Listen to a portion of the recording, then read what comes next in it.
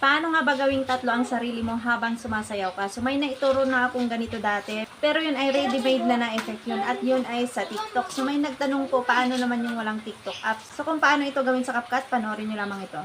So ang una nyong gagawin dito ay kumuha kayo ng video ng empty background, yung wala pa kayo doon na sumasayaw. And habaan nyo na siya ng konti para hindi naman siya mabitin doon sa sayaw nyo. Dito sa CapCut, pindutin natin ang new project and then piliin natin dito yung video natin na yung empty background. Then pindutin natin itong add. And then dito sa baba, hanapin nyo dyan ang aspect ratio. Pindutin natin yan. Select natin ang 9:16 since short video lang ito. Pindutin natin ang check. Then pagkatapos nyan, hanapin nyo dito sa baba ang overlay. Ito po siya. Pindutin po natin yan. Pindutin ang add overlay. And then, iselect nyo po yung video nyo na kayo ay sumasayaw. Pindutin ang add. And then, hawakan nyo po ng dalawang daliri nyo ito. Ayan. I-fit nyo po ito sa screen. Ayan. Kapag sumakto na po siya dyan sa screen, hanapin na po natin dito sa baba ang remove BG. Ayan. Pindutin natin yan. Pindutin ang custom removal kasi alam ko sa CapCut ngayon ay naka-pro na ang auto removal pero sa akin ay naka-free pa po siya. So, i-select po natin itong custom removal. I-select natin itong brush, yung hindi po naka-pro.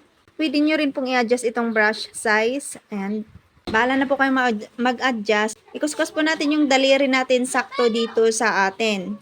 Ayan, papulain po natin lahat ito. Ayan, kapag napapula nyo na po lahat yung sarili nyo, pwede nyo na pong bitawan. Automatic pong matatanggalan na yan ng background.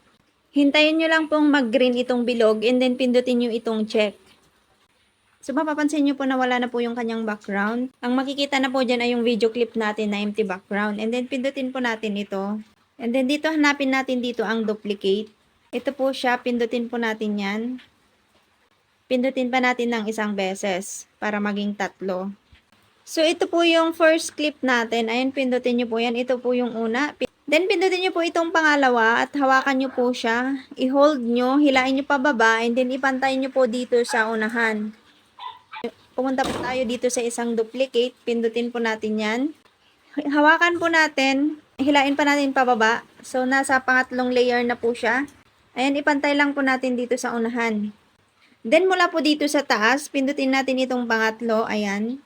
Hilain po natin siya pa left. Ayan, so makikita nyo po ay naging dalawa na siya. And then, mula sa taas, pindutin natin itong pang-apat. Hilain po natin siya pa right. Ayan, so naging tatlo na po siya.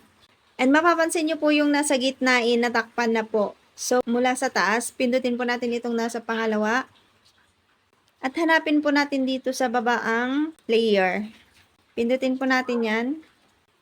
Pindutin natin itong pangatlo. Pindutin po natin itong bring to front. Ayan. Ayan. So, napunta na po siya sa harap. And then, pindutin na po natin itong check. Ayan. So, pwede po nating i-play para makita natin. And kung mapapansin nyo po is mahaba po itong background natin. Ayan.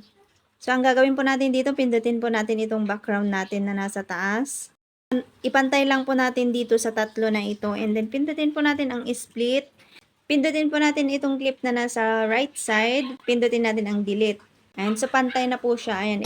Kapag satisfied na po kayo, pindutin nyo na po ito.